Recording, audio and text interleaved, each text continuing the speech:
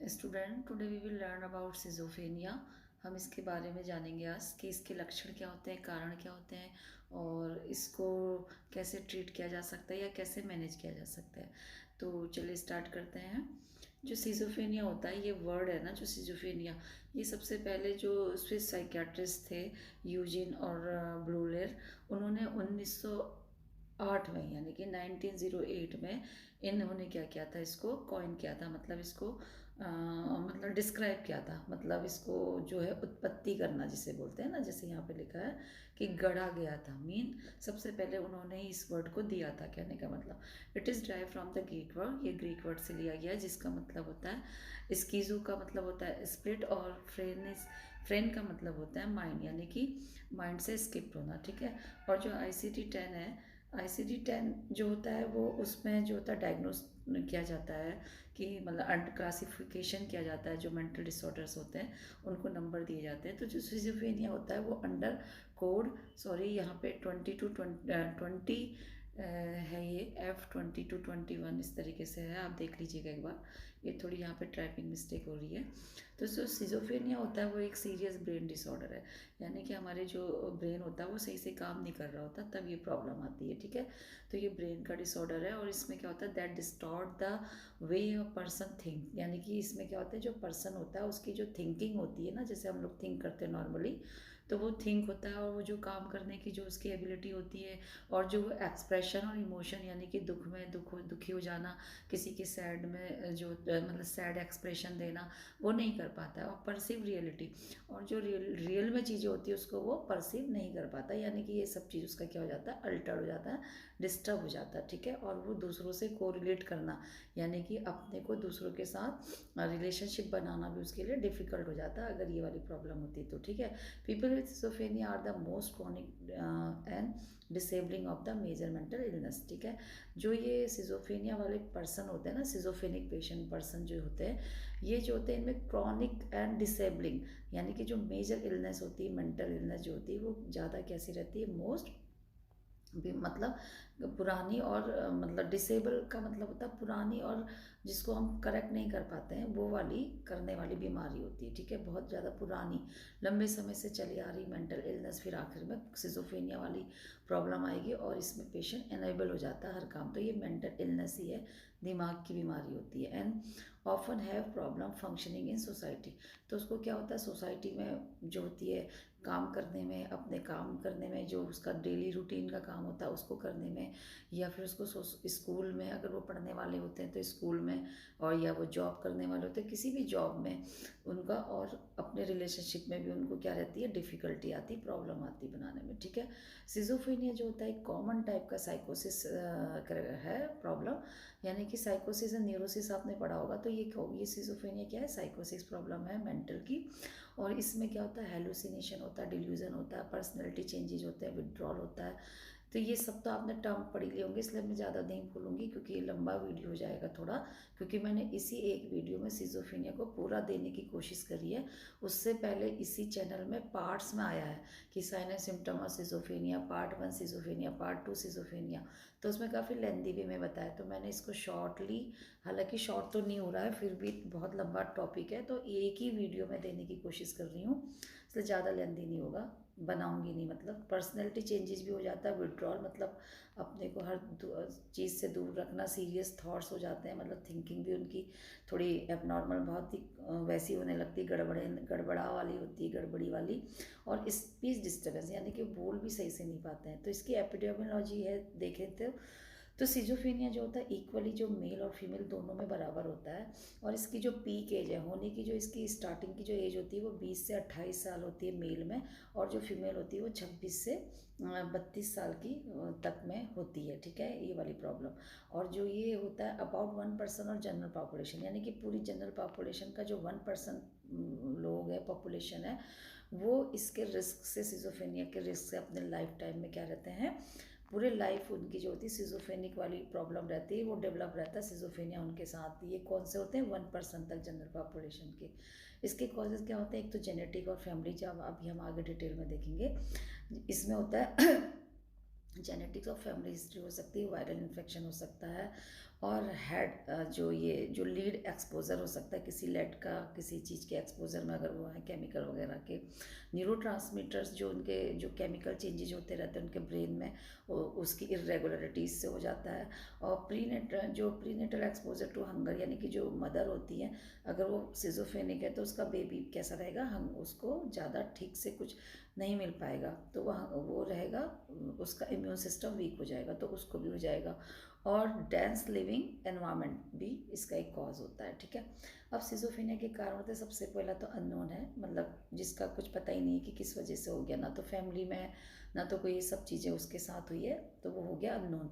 उसके बाद हो गया जेनेटिक फैक्टर, जैसे भी हमने देखा था कि ये जो होता है फैमिलीज़ में रन करता है, ठीक है, यानी कि पेरेंट्स में से किसी को रहा होगा, तो इसका मतलब होता है likelihood to develop schizophrenia may be passed on from one generation to other generation, यानी कि ये एक जनरेशन, यानी कि एक जनरेशन से दूसरी, यानी कि दादा दादी से मम्मी पापा से बच्चों को, इसलिए इस ऐसे ही जनरेशन टू जनरेशन किसी को भी हो सकता है, पेरेंट्स टू देयर सिमलन, फॉर एग्जांपल उनके जिनके मतलब जो बच्चों के मम्मी पापा को किसी को भी अगर इसका जीन है तो उनको भी ये हो सकता है, ठीक है। ये हिंदी इंग्लिश दोनों में बना है, आपको जो सूटेबल हो वो आप देख सकते हैं, ठीक है।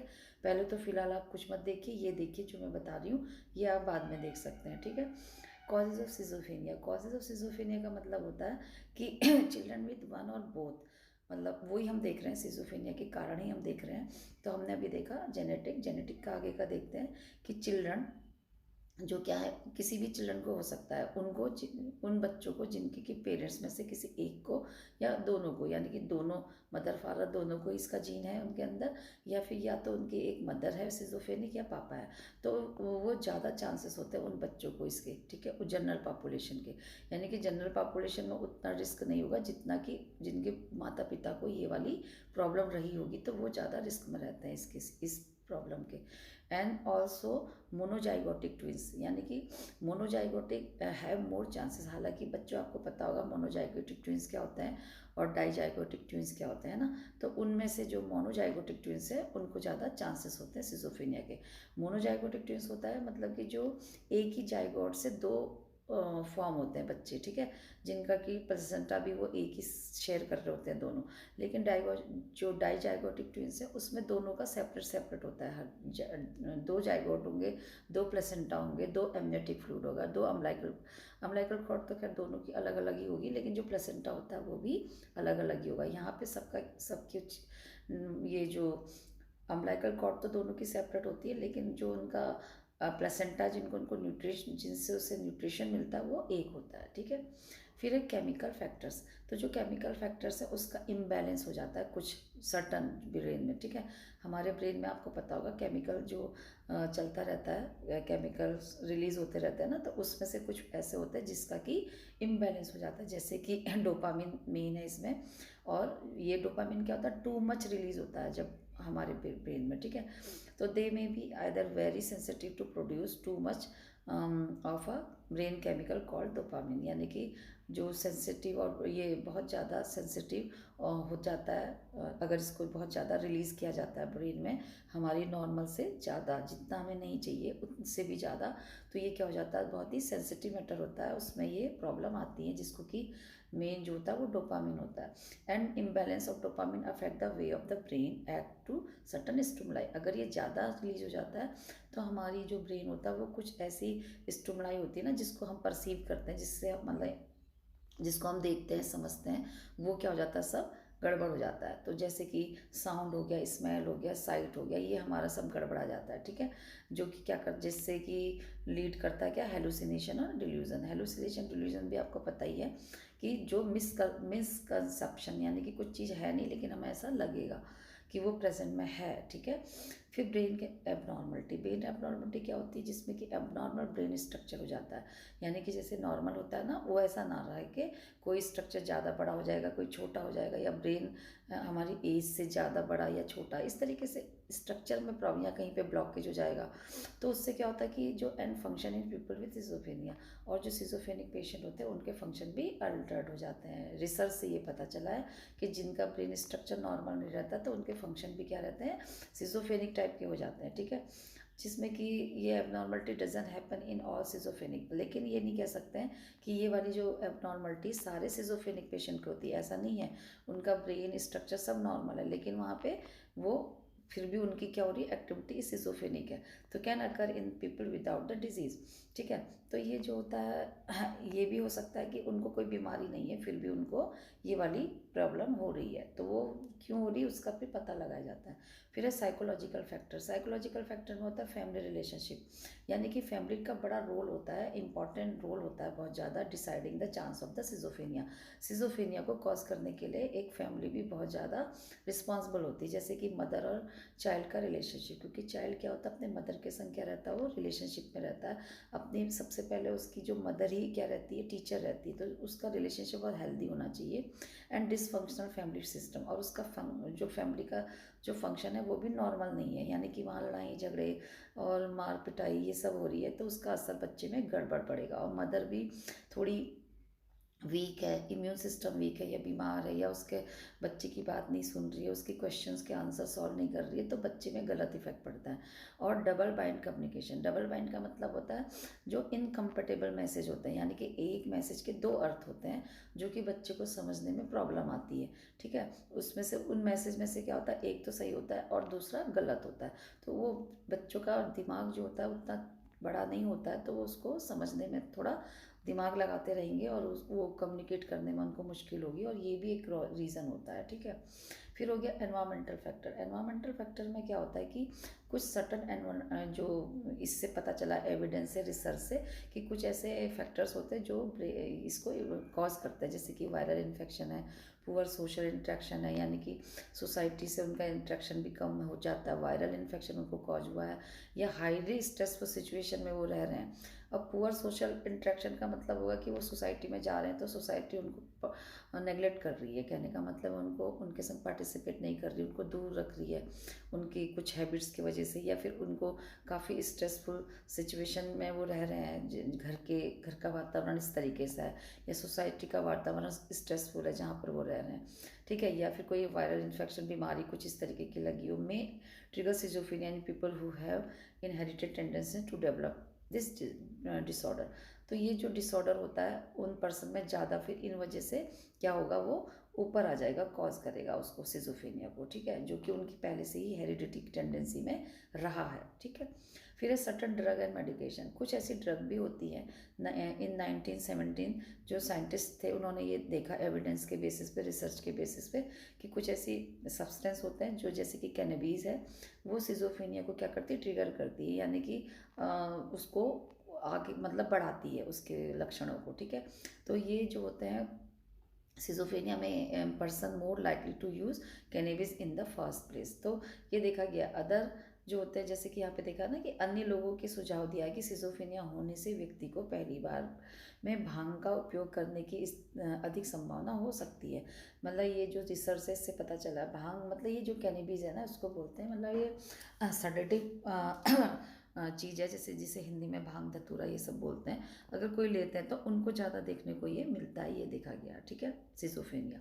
अब इसकी थ्योरी होती है जो कि मेनली बायोलॉजिकल थ्योरी होती है, और साइकोलॉजिकल थ्योरी होती है, सोशियोलॉजिकल थ्योरी। कुछ थ्योरीज भी इसके अंदर है, जो कि आप देख सकते हैं, 3 थ्योरीज हैं, कॉजेज होते हैं इसके, इसको भी आप कॉजेज बोल सकते हैं, लेकिन ये जब थ्योरीज के लिखने के आएगा तो आप शॉर्ट, वेरी शॉर्ट में कभी आ जाता है, तो ये आप ऐसे देख सकते हैं।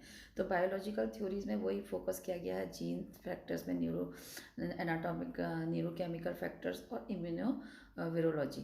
तो biological theory of schizophrenia focus, जो ये वाली थ्योरी होती है, ये इनमें फोकस ज़्यादा करती है, देखा गया। इसमें जैसे जीन कंट्रीब्यूशन में जो अभी हमने देखा था कि फैमिलीज में रन करता है, पेरेंट्स, सिबलिंग और ऑफस्प्रिंग, यानी कि जो इनकी इमीडिएट फैमिली जो होती है ना, जिसमें ये अभी रह रहे हैं, उसमें ज़्यादा इसका देखा गया है कि अगर जीन में किसी को रहा है, मेरे पेरेंट्स को, तो बच्चों की वजह।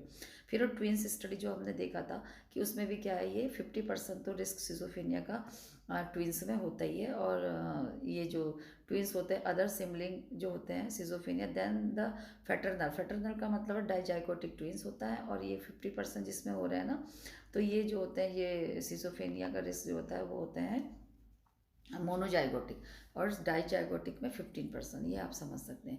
फिर उसके बाद है neurochemical and neuro anatomical factor, जो हम आगे पढ़ चुके हैं। तो इस थ्योरी में इस पे फोकस किया गया है कि जो कुछ केमिकल इम्बैलेंस हो जाते हैं, जैसे डोपामिन, सीरोटोनिन, और ये इनमें हाइपोथेसिस की गई है, रिसर्च किया गया है, structure abnormality and neuro anatomic, तो इसके वजह से भी ये सिजोफ्रेनिया कॉज होता है। डोपामिन हाइपोथेसिस से आप समझ सकते हैं कि कुछ जो डोपामिन हाइपोथेसिस के उसमें देखा गया कि इस कंडीशन में जो ब्रेन होता है जो सिजोफ्रेनिक पेशेंट का, वो क्या करता है, बहुत ज़्यादा डोपामिन को रिलीज करता है, जैसे आप ये देख पा रहे होंगे ना। तो ब्रेन क्या कर रहा है, बहुत ज़्यादा डोपामिन को रिलीज कर रहा है। तो उससे क्या होता है कि ये जो रिसेप्टर्स होते हैं जो कि डोपामिन को रिसीव करते हैं, ये भी नंबर में ज़्यादा हो जाते हैं। तो मैसेज में क्या हो जाता है, वो मैसेज सही से नहीं जाता बॉडी में, तो वो क्या करता है, मिस कंसेप्शन हो जाता है उसको कि बॉडी मैसेज को समझने में, तो उसमें हेलुसिनेशन, डिल्यूजन वाली प्रॉब्लम आने लगती है।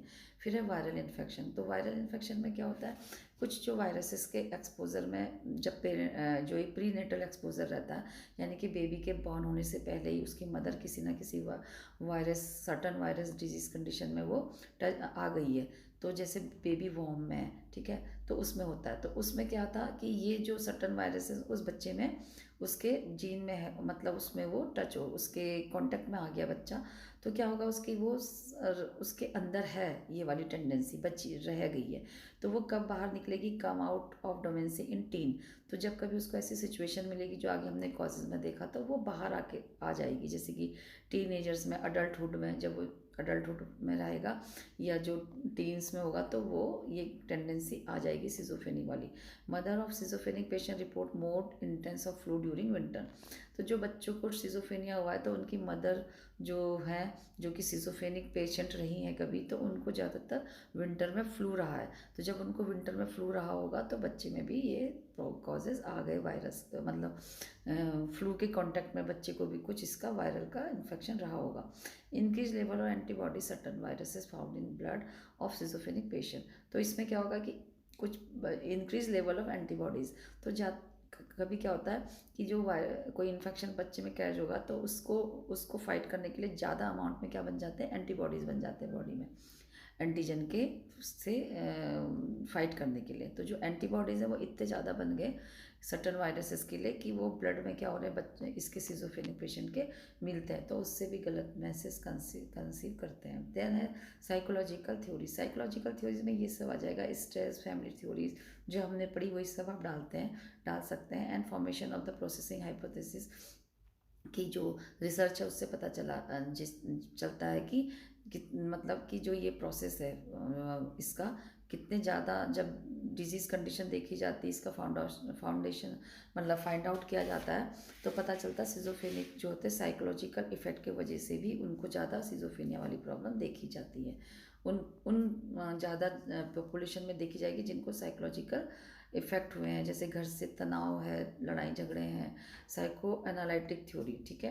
तो ये थ्योरीज इसके अंदर आएगी, ठीक। टाइप ऑफ सिजोफ्रेनिया देखते हैं, तो ये 5 तरीके के आप लिख सकते हैं: paranoid schizophrenia, disorganise schizophrenia, catatonic schizophrenia, अनडिफरेंशिएट schizophrenia and residual schizophrenia. अब इसमें सब में क्या होता है, देर आर ये इनके भी कुछ सब टाइप होते हैं, देर आर सेवरल सब टाइप, इनके भी बहुत सारे सेवरल इनके भी टाइप होते हैं सिजोफ्रेनिया के, जिस टाइप का सिजोफ्रेनिया होगा उसी तरीके के उसको सिम्टम डेवलप होते हैं। जैसे पैरानॉइड सिजोफ्रेनिया, तो जो पैरानॉइड सिजोफ्रेनिया वाले होते हैं वो preoccupied false believe delusion, तो उसमें पहले से ही क्या रहता है, भरा हुआ रहता है मिसकंसेप्शन, यानी कि फॉल्स बिलीव रहता है किसी भी जो बीइंग प्रिकुलर और बीइंग पनिश बाय देम, उनको ऐसा लगता है कि कोई उनका पीछा कर रहा है या उनको कोई पनिशमेंट देने वाला है, और there thinking, speech and emotion however remain fair normally, चाहे उनका ये सब नॉर्मल है, उनकी थिंकिंग, सोचने की से ये सब वो ठीक से बात भी कर रहे हैं, स्पीच भी उनकी ठीक है, फेयर है, लेकिन उनको ऐसा लगता है हर समय कि कोई उनका पीछा कर रहा है या कोई उनको नुकसान पहुंचाने वाला है। डिसऑर्गेनाइज सिजोफ्रेनिया में क्या होता है, इसमें कंफ्यूज रहते हैं, इनकोहेरेंट रहते हैं। इनकोहेरेंट का मतलब जो भी वो बोलते हैं वो समझ में नहीं आएगा, ठीक है, तो वो कंफ्यूज रहेंगे और क्या बोलते हैं कुछ समझ में नहीं आता, जम्प्ड स्पीच हो जाती है, यानी कि एक सेंटेंस पूरा नहीं होता कि वो दूसरे में जंप, किसी कभी कुछ बोलेंगे कभी कुछ बोलेंगे, है ना, इस तरीके से एक टॉपिक पे ठीक से नहीं बोल पाते हैं। डिसऑर्गेनाइज का मतलब ये होता है अस्त व्यस्त, ठीक है। तो देयर आउटवर्ड बिहेवियर में be emotional less and friend, तो उनका जो बाहरी बिहेवियर होता है, जैसे कि वो बाहर से दिखते हैं, उनका इमोशनलेस दिखेंगे, कोई इमोशन नहीं है, दुख है सुख का, क्या हो रहा कुछ हो रहा उन्हें पता नहीं, फ्लैट रहता है उनका एक्सप्रेशन, ठीक है। और इनअप्रोप्रिएट रहता है इन कंपेरिजन, मतलब कोई भी सिचुएशन के लिए इनअप्रोप्रिएट रहता है, यानी कि जैसे हम लोग दुख में दुखी हो जाते हैं, सुख में खुश होते हैं, तो उनको नहीं पता चलता, वो ब्लैंक होते हैं, और बच्चों की तरह वो बिहेव भी कर सकते हैं। फिर डिसऑर्गेनाइज सिजोफ्रेनिया कंटिन्यू देखते हैं, तो इसमें क्या होता है कि कन्फ्यूज़न रहता है, उनकी जो एबिलिटी रहती है ना काम करने की, वो भी डिस्टर्ब हो जाती है, जैसे कि वो नॉर्मल जो रूटीन डेली एक्टिविटीज़ है वो भी नहीं कर पाते हैं, जैसे कि नहाना धोना है और खाना बनाना, ये तो हमारा मेन काम होता है, ये भी वो नहीं कर पाते, अल्टर्ड हो जाता है, यानी कि डिस्टर्ब हो जाता है। फिर एक कैटाटोनिक सिजोफ्रेनिया, कैटाटोनिक सिजोफ्रेनिया में क्या होता है, मोस्ट स्ट्राइकिंग यानी कि नोटिसेबल सिम्टम आएंगे, जैसे कि कोई एकदम से नोटिस कर लेगा कि वो क्या कर रहे हैं करके, ठीक है। यानी कि फिजिकली वो अपने को इस तरीके से तोड़ मरोड़ के रख लेते हैं, और अपनी जो पोजीशन पोस्चर जो होता है सब वो एबनॉर्मल सा बना लेते हैं, ठीक है। People with catatonic schizophrenia are generally immobilize. तो इसमें क्या होता है, जो पीपल को कैटाटोनिक सिजोफ्रेनिया होता है, जो कैटाटोनिक सिजोफ्रेनिक पेशेंट पर्सन होते हैं, वो भी वो कैसे रहते हैं, जनरली इमोबिलाई, मतलब हिलते डुलते नहीं, एक जगह पे स्थिर रहेंगे, ठीक है। और अनरिस्पॉन्सिबल, अगर आप चाहोगे कि इनको यहाँ से हटा दें, ये बहुत ज़्यादा मतलब इनको पेन हो रहा होगा या इनको हम अच्छी कंडीशन में रखें, तो वो रिस्पॉन्स नहीं करेंगे, अगर आप कुछ बोलेंगे तो सुनेंगे नहीं, ठीक है। टू द वर्ड, अपने वर्ल्ड अराउंड देम, उनके आसपास क्या हो रहा है उन्हें उससे कोई मतलब नहीं है, बस उनको अपना वही एक्टिविटीज़ करनी है। अब कॉमन टाइम ऑफ सिजोफ्रेनिया में क्या क्या होगा देखो, एक तो होती है रिजिडिटी स्टूपर दैट लास्ट, ये देखिए आप ऐसे ही खड़े हैं ना बहुत टाइम तक से लेके कुछ घंटे तक, वो इवन कुछ देर तक भी हो जाता है किसी किसी को, बिल्कुल इस तरीके से स्ट्रेट रहेंगे, रिजिड हो जाएंगे, अकड़े हुए टाइप के, अकड़े हुए रहेंगे, ठीक है। और ये इसमें क्या होता है कि अपना मूवमेंट कुछ इस तरीके का बना लेंगे कि लोग उसको देखेंगे क्या कर रही है ये हमें लग रहा है इसको बहुत दर्द हो रहा होगा, ये हो रहा होगा, लेकिन वो ऐसे ही रहेगा, ठीक है। अब यहाँ पे देखिए ये पॉस्चर कैसा हो गया, स्टेइंग ऑन अनकंफर्टेबल पोजीशन, मतलब ऐसे कंफर्टेबल पोजीशन में वो हम बहुत देर तक रह सकते हैं विदाउट शिफ्टिंग, यानी कि इसको शिफ्ट नहीं करेंगे, ठीक से कंफर्टेबल पोजीशन में नहीं आएंगे, जैसे हैं वो वैसे ही रहेंगे, अगर आप चाहेंगे उनको हिलाना डुलाना हो हिलेंगे भी नहीं, ठीक है। और इरेक्टिंग एंड एक्सट्रीम मूवमेंट, इस तरीके का मूवमेंट कि एक पैर पे खड़े हो जाएंगे, हाथ ऐसे कर लेंगे या ऊपर कर लेंगे, कुछ भी कर लेंगे, ठीक है। और इसमें क्या हो गया, इकोलेलिया, इकोलेलिया का मतलब क्या होता है, नकल करना, जब भी जो कोई सामने वाला बोलेगा उसको रिपीट करना। फिर केटोटोनिक सिजोफ्रेनिया में ओकेजनली द पीपल जो होते हैं एपिकुलर मूवमेंट, यानी कि वो जैसा भी हमने देखा और मूवमेंट कर लेंगे, यूनिक जैसे कि अलग सा मूवमेंट। और अपने ये जो ग्राइमेसिंग का मतलब होता है अपने फेस को, ये मैंने लिखा भी आप देख लीजिएगा कि फेस को वो ट्विस्ट सा कर लेंगे, यानी कि देखने में अगली लगेगा, मतलब बच्चों की तरह कुछ भी मंकी शेप ऐसा कुछ भी बना लेंगे।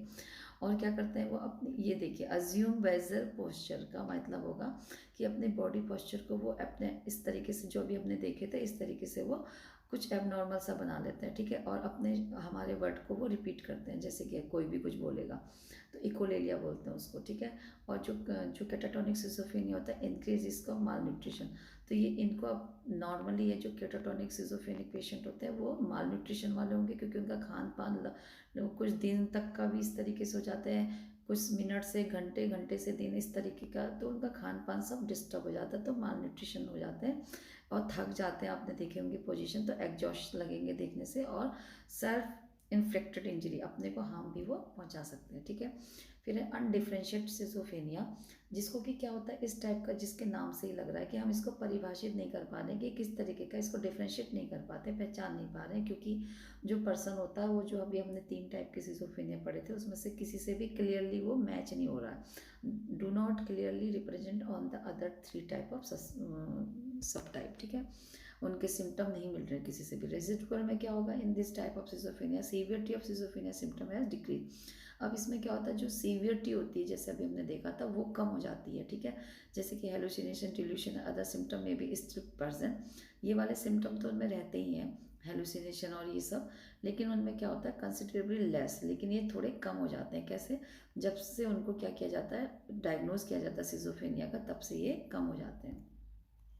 फिर है सिम्टम, सिम्टम में क्या होगा, सिजोफ्रेनिया पे भी different way, some common symptom, अब कॉमन सिम्टम सभी में होते हैं, जितने भी अभी आपने टाइप देखे थे कुछ में क्या होता है ये कॉमन रहता है, इनमें आता है कन्फ्यूज़न, उनकी स्पीच कन्फ्यूज़ हो जाएगी और दैट इंटेक्ट और कन्फ्यूज़ उनका बना रहेगा, मतलब बातचीत सही से नहीं कर पाएंगे, जिसको कि आपको समझने में क्या होता है, इंटरप्रिटेट करने में और अंडरस्टैंड करने में हमको बहुत कठिन हो जाता है कि वो बोल क्या रहे हैं, ठीक है।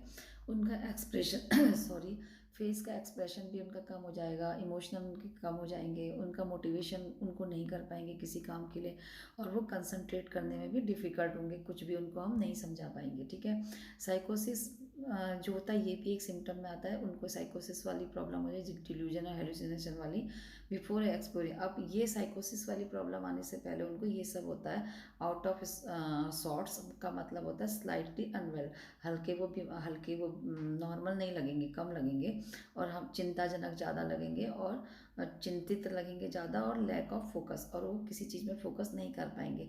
तो ये वाले सिम्टम आने से पहले थोड़ा बहुत ये देखने को मिलेगा उनमें। फिर है डिल्यूजन। डिल्यूजन में क्या होता है कि जो पर्सन होता है वो डिल्यूजन वाले उसको फील करता है जैसे कि उसकी फिक्स बिलीव हो जाता है किसी भी चीज़ के लिए, रिगार्डलेस ऑफ चाहे वहाँ पे एविडेंस प्रेजेंट नहीं है, फिर भी वो कहेगा यहाँ पे तो यही है, उस पर वो डिल्यूजन वाली अपनी ही बात को सही मानेंगे विदाउट एनी एक्सपीरियंस, ठीक है। For example, may believe that they are very important, उनको लगता है ये बहुत ही इंपॉर्टेंट काम है जो मुझे करना है, और उन्हें लगता है कि कोई उनको पनिश कर रहा है, या उन्हें लगता है कि वो मतलब कि कोई उनको रिमोट कंट्रोल कर रहा है, रिमोट की तरह, उनका रिमोट किसी और के पास है, जो भी मैं कर रहा हूँ कोई मुझसे करवा रहा है, उन्हें ऐसे लगता है, ठीक है। They have extra ordinary power and abilities, उनको लगता है कि उनके अंदर एक्स्ट्रा ऑर्डिनरी पावर आ गई है और वो एबल है कुछ भी करने के लिए, ठीक है। फिर हेलुसिनेशन वाली प्रॉब्लम उनमें होती है, सम एक्सपीरियंस करते हैं हेलुसिनेशन, तो उसमें मोस्ट कॉमन होता है हियरिंग। इनमें कौन कौन से कॉमन होते हैं हेलुसिनेशन, हियरिंग जो होता है बहुत कॉमन होता है, but hallucination can affect the sense, तो हेलुसिनेशन जो होता है उनके सेंस में अफेक्ट कर सकता है, जो उनकी सोचने समझने की शक्ति होती है, जैसे कि पर्सन में उनका जो देखने का, महसूस करने का, उनको टेस्ट करने का और स्मेल करने का, उनका सब अल्टर हो जाता है, ठीक है। Think that are not really, अब उनको ये सब महसूस होता है कि मैं कुछ देख रहा हूँ, कुछ महसूस कर रहा हूँ, जबकि वहाँ पे प्रेजेंट में नहीं होता है, तो ये हो गया हेलुसिनेशन। फिर एक कन्फ्यूज थिंकिंग एंड स्पीच, उनकी थिंकिंग भी कन्फ्यूज हो जाती है, जैसे हमने देखा कि सोचते नहीं है, समझते नहीं है, कुछ भी बोलते हैं, और जो भी बोलते हैं वो जंप फॉर्म में होता है कि एक सब्जेक्ट से दूसरे सब्जेक्ट में, जबकि बात कंप्लीट नहीं हुई है और कोई रीज़न नहीं होता लॉजिकल, ठीक है, और उसको फॉलो करना भी हार्ड हो जाता है, और उनकी जो मेमोरी होती है वो भी क्या होती है, प्रॉब्लम वाली होती है, वो सही से उसको कंसंट्रेट नहीं कर पाते मेमोरी से अपना, और डिफ़िकल्ट हो जाता है समझना कि वो क्या बोल रहे हैं, ठीक है, और उनका मैसेज क्या है, वो क्या देना चाह रहे हैं। फिर है अदर सिम्टम में वही मोटिवेशन वाली सिम्टम हो जाएगी, पर्सन में और चीज़ें भी हो जाती है कि आप उनको किसी भी चीज़ के लिए मोटिवेट नहीं कर पाओगे, वो अपने डेली जो एवरीडे की जो एक्टिविटीज़ होती है उसको भी नेगलेक्ट कर देते हैं, जिसमें कि सेल्फ केयर, नहाना धोना और ये सेल्फ अपना ध्यान रखना, ये सब नहीं कर पाते हैं, और वो कैटाटोनिक जो दे में ऑल्सो एक्सपीरियंस कैटाटोनिया जो अभी हमने देखा था, वो इसका भी उनमें आने लगता है सिम्टम, ठीक है। During which they can barely talk, और फिर वो किसी से बात नहीं करेंगे, चाहे वो ऐसे नहीं खड़े हो रहे हैं, लेकिन वो बात करना बंद कर देंगे, मूव करना बंद कर देंगे, अपने रूम में रहेंगे, इस तरीके से सिम्टम आने लगते हैं। इमोशनल एक्सप्रेशन भी हो जाता है, जिसमें कि वो करते हैं रिस्पॉन्स इन अप्रोप्रिएटली, तो ये पर्सन जो होते हैं इन अप्रोप्रिएटली रिस्पॉन्स करते हैं, not at all and on sad और हैप्पी ओकेजनली, तो ओकेजनली क्या होता है कि ये कुछ नहीं कर पाते हैं, अपने उस अवसर के अनुसार वो अपनी प्रतिक्रिया नहीं दे पाते हैं। फिर है सोशल लाइफ भी उनकी क्या हो जाती है, डिस्टर्ब हो जाती है, वो अपने को क्या करते हैं, सोसाइटी से विड्रॉ करके रखते हैं, यानी कि दूर रखते हैं, उनको लगता है कि उनको डर रहता है कि कोई उनको जो है सोसाइटी में से हार्म पहुंचाएगा, उनको नुकसान पहुंचाएगा, ठीक है। फिर एक कम्युनिकेशन तो होगी उनकी, क्योंकि उनका क्या होता है, पर्सन के अनयूजुअल थॉट एंड स्पीच आने की वजह से उनकी डिफ़िकल्ट हो जाता है कि वो क्या कम्युनिकेट करें, जो उनका दिमाग सोचता है और जो उनके मुंह से निकलता है वही वो बोलते रहते हैं, कोई लॉजिकल रीज़न में नहीं होता है। Many people with schizophrenia do not realize that they are unwell, और वो बहुत से तो समझते ही नहीं है कि उनको कोई बीमारी है या वो कुछ अनहेल्दी हो रहे हैं, तो उनको रियलाइज़ नहीं होता है। हेलुसिनेशन डिल्यूजन जो होती है वेरी रियल, उनको ये वाली प्रॉब्लम बिल्कुल सच में लगती कि कुछ तो है सामने, चाहे वो कुछ नहीं होगा, विदाउट एक्सपीरियंसेस, मतलब कुछ है नहीं, लेकिन वो क्या करते हैं इसको एक्सपीरियंस कर रहे होते हैं, ठीक है। This can make is hard to convey, उनको क्या होता है बहुत कन्विंस करना बहुत मुश्किल हो जाता है इंडिविजुअल को, कि वो उसको ट्रीटमेंट देने के लिए अगर आप तैयार करेंगे तो तैयार नहीं होगा, उसको मेडिकेशन लेने में भी क्या होगा, डर रहेगा। तो मेडिकेशन लेने के लिए, ट्रीटमेंट लेने के लिए उनको कन्विंस करना बहुत मुश्किल हो जाता है। दे में फियर एंड साइड इफेक्ट, अगर तैयार भी करेंगे तो उनको डर लगा रहेगा साइड इफेक्ट के, ठीक है। उनको ये लगेगा कि जो ये मेडिकेशन है उनको हार्म पहुंचा सकती है, ठीक है। जो सिजोफ्रेनिया होते हैं usually appear a person late teen age, और सिजोफ्रेनिया यूजुअली कब दिखने को मिलता है, जो लेट टीन मतलब जो 90s के क्रॉस जा रहे होते हैं उनको देखने को मिलता है, या फिर कोई ओल्डर होते हैं उनको देखने को मिलता है, कभी कभी ये बच्चों में देखने में भी मिलता है, ठीक है। और जो सिम्टम होते हैं सिजोफ्रेनिया के, नंबर ऑफ सिम्टम होते हैं, changes in ability and personality, उनकी एबिलिटी ये सिम्टम की वजह से क्या होता है, उनकी पर्सनैलिटी और उनकी एबिलिटी में चेंज आ जाता है, ठीक है। वो क्या करते हैं, display different kinds of behaviour at different time, वो डिफरेंट डिफरेंट टाइम में अपने डिफरेंट डिफरेंट टाइप के बिहेवियर उनके शो होते हैं, ठीक है। और when the illness first appear, symptom usually are sudden and severe, जब ये बीमारी दिखने को मिलती है तो ये सिर्फ सिम्टम होते हैं, जो ये लक्षण भी थे, या तो ये अचानक आते हैं, होते हैं सडनली, और या फिर ये लंबे समय से चले आ रहे होते हैं और हमने ध्यान नहीं दिया होता है, ठीक है। द मोस्ट कॉमन सिम्टम जो होते हैं वो ग्रुप में, अगर हम इसके ग्रुप भी कर सकते हैं सिम्टम के, positive symptom, disorganize symptom, negative symptom, ब्लूरल एस जो ऑफ सिजोफ्रेनिया सिम्टम, ये हम कर सकते हैं इसमें, ठीक है। तो देखो ये जो मैं आपको इसको बताऊंगी नहीं क्योंकि बहुत लंबा हो जाएगा, मैंने इसको अपने जो सिम्टम ऑफ सिजोफ्रेनिया उसमें बता रखा, जो पॉजिटिव सिम्टम में ये सब आएंगे। अब आप ये देख लीजिए, मेन ये वाला मैं बताना चाहूँगी, जिसमें कि है कि जो ये वाले हैं ना, सॉरी ब्लूरर ए कहाँ गया वो वाला, मैं ये वाला बताना चाहती हूँ आपको। ये जो ब्लूरर्स ए सिम्टम है ना, ये हो सकता है वाइवा वगैरह में आ जाए सिजोफ्रेनिया के, तो इसको जो होता है फेमस ब्लूरर्स 4A सिम्टम भी बोलते हैं, जिसमें क्या आता है, अलोगिया आएगा, जिसमें कि स्पीच की पुअर्टी होती है, और क्या आएगा इसमें, ऑटिज्म आएगा। ऑटिज्म आपको पता ही है, जो जिसमें बातचीत करने में, इनका मीनिंग भी लिखा हुआ है कि कम्युनिकेट करने में प्रॉब्लम आती है। और है एम्बीवेलेंस, जिसमें कि दो शब्द जो जैसे कि अपोजिट कोई भी सेंटेंस बोलते हैं, उनके मीनिंग दोनों के आमने सामने नहीं होते हैं, अपोजिट होते हैं, ठीक है। तो वो डबल मीनिंग वाले भी बोल सकते हैं आप इसको। अफेक्ट ब्लंटिंग, और उनका जो एक्सप्रेशन और इमोशन होते हैं वो भी ब्लंट टाइप में हो जाते हैं। तो ये 4A होते हैं, इसलिए इसको 4A's बोलते हैं। और किसने दिए होते हैं ये सिम्टम को, किसने डिस्कवर किया होता है, ब्लूरर्स ने, इसलिए इनके नाम से ब्लूरर्स ए सिजोफ्रेनिक सिम्टम भी इसको बोल सकते हैं आप। तो ये कभी कभी हो सकता आ जाए। तो ये देखिए ये सब वही हैं जो भी हमने पढ़े हैं। नेगेटिव सिम्टम क्या, ये मैंने ज़रा डिटेल में डाल दिया था इसमें, जो कि अभी हम इसको हटाएंगे, टाइम बहुत ज़्यादा हो जाएगा। आप पढ़ ही चुके हैं आप लोग, और अगर आपको फिर से सिम्टम में देखना है तो इसमें पढ़ा हुआ है वीडियो, वो आप देख सकते हैं, ठीक है। फिर है इन हैप्पीनेस सिजोफ्रेनिया, अगर सिजोफ्रेनिया को ट्रीट नहीं किया जाएगा तो क्या होगा इसमें, वो अपने को हार्म पहुंचा सकता है, वायलेंट बिहेवियर हो सकता है दूसरों के लिए, लड़ाई झगड़ा हल्ला गुल्ला, ठीक है। और वो अनमेरिड रहना पसंद करेंगे, लीव अलोन रहते हैं, अकेले रहते हैं, विड्रॉल केयर के, और वो नहीं चाहते कि कोई उनकी केयर करे, उसको भी वो दूर रखते हैं उससे, अपने से। और पुअरली फैमिली का, और उनकी फैमिली में भी अच्छे कॉन्टेक्ट नहीं रहते हैं, रिलेशन। इसका ट्रीटमेंट क्या होता है, इसमें जो होता है इमीडिएट थेरेपी, ट्रीटमेंट में कंसिस्ट करेंगे, मेडिकेशन दे सकते हैं इसमें, और कुछ थेरेपीज़ होती हैं इसमें। यूजुअली जो होता है ये लाइफ लॉन्ग चलता रहता है ट्रीटमेंट, इसमें इन्वॉल्व होते हैं कॉम्बिनेशन ऑफ मेडिकेशन, ठीक है। मेडिकेशन का कॉम्बिनेशन, एक ही मेडिकेशन नहीं होगी, उसके संग कंबाइन करके देंगे, साइकोथेरेपी देंगे, इसमें कोऑर्डिनेशन है, स्पीच और केयर ये वाली भी कोऑर्डिनेटेड करेंगे। इस पे स्पेशलिटी केयर सर्विसेज, कुछ ऐसी सर्विसेज मिलती है जिसको कि उसके साथ कोऑर्डिनेट देखभाल करनी पड़ेगी, ठीक है। अब मेडिकेशन में उसको एंटीसाइकोटिक और एंटी ट्रीमर मेडिकेशन देंगे, जो कि मैंने अभी इसमें नाम भी डाले हैं, ये याद कर लीजिएगा। और थेरेपीज़ में ये सारी थेरेपीज़ दी जाएंगी, जिसके बारे में आप थोड़ा थोड़ा पढ़ सकते हैं। ग्रुप थेरेपी हो गई, रिहेबिलिटेशन थेरेपी हो गई, cognitive therapy, psycho education therapy, family therapy, behaviour therapy and group therapy. अब इसके बारे में आप देख लीजिएगा, नहीं तो मैं कोई दूसरे वीडियो में डाल दूंगी थेरेपीज। फिर ट्रीटमेंट क्या करेंगे होता है इसका लॉ, वही मैं कंटिन्यू कर रही हूँ। ट्रीटमेंट जो हमने पढ़ा लाइफ लॉन्ग हो सकता है, और treatment can help person manage the symptom.